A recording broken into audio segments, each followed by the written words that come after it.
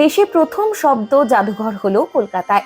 মোট 9টি গ্যালারিতে ভাগ করা এই জাদুঘরে রয়েছে একের পর এক চমক। শব্দের ব্রহ্মাণ্ডের খোঁজ এবার কলকাতায়। কেন্দ্রীয় স্বরাষ্ট্রমন্ত্রী অমিত শাহ, রাজ্যের মুখ্যমন্ত্রী শুভেন্দু অধিকারীর উপস্থিতিতে এই শব্দের জাদুঘর খুলে গেল দেশবাসীর জন্য।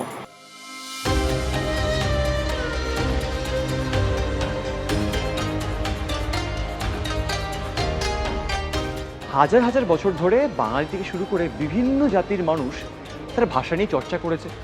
ভাষারও পট পরিবর্তন হয়েছে কিন্তু বলাই চলে। সেই ভাষার পরিবর্তনকেই যোগ্যতা দিয়ে এবং ভাষার পরিবর্তনকেই সম্মান দিয়ে জায়গা দেওয়া হয়েছে কলকাতার এই শব্দের জাদুঘরে, যা দেশের সর্বপ্রথম এবং সবথেকে বড় শব্দের জাদুঘর।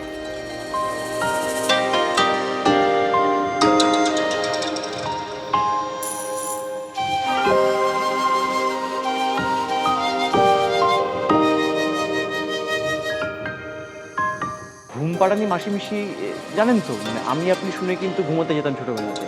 বিভিন্ন ভাষায় সেটাও শোনাবো। যাওয়া যাক।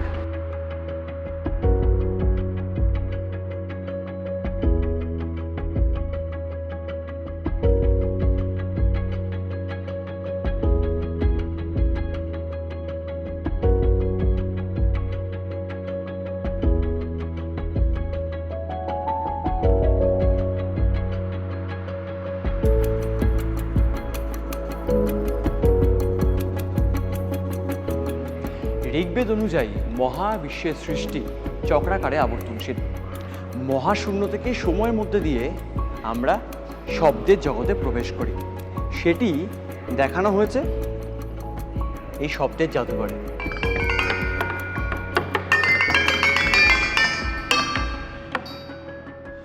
কিন্তু আপনি যদি এই দেশের প্রথম শব্দের জাদুঘরে আসেন, তাহলে আপনি এটি বিভিন্ন ভাষায় শুনতে পারবেন। কিভাবে শুনবেন? এখানে একটি শোনার যন্ত্র রয়েছে। তো আপনি যদি এইটাকে কানে লাগান এবং এখানে বিভিন্ন ভাষা সিলেক্ট করা যায়, মূলত 3টি ভাষা, বাংলা, হিন্দি, ইংলিশ। যদি আপনি কোনো একটি বাটন প্রেস করেন, সেক্ষেত্রে এখানে কিন্তু আপনি যেটি পড়তে পারবেন সেটির ভাষা চেঞ্জ হবে। আমরা কথায় কথায় বলি না, লঙ্কা কাণ্ড বাঁধিয়ে দেবো, কিন্তু রামায়ণের সেই লঙ্কা কাণ্ডই স্থান পেয়েছে এই শব্দের জাদুঘরে।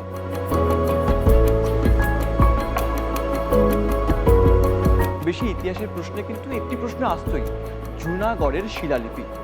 সেই জুনাগড়ের শিলালিপি রয়েছে এই শব্দের জাদুঘরে। এবং আপনি যদি আসেন, আপনি এটি কিন্তু ছুঁয়ে দেখতে পারবেন যে শিলালিপিতে কী লেখা রয়েছিল। এবং যদি শিলালিপির ইতিহাস জানতে হয়, সেটি কিন্তু পাশে লেখাও রয়েছে, আপনি স্ক্যান করলে ফোনেও পড়তে পারেন। তাহলে শব্দকে জানতে হলে আসতেই হচ্ছে শব্দের জাদুঘরে। ক্যামেরায় ময়না বাগচির সঙ্গে সুব্রজিৎ চক্রবর্তী, এই সময় লাইভ, কলকাতা।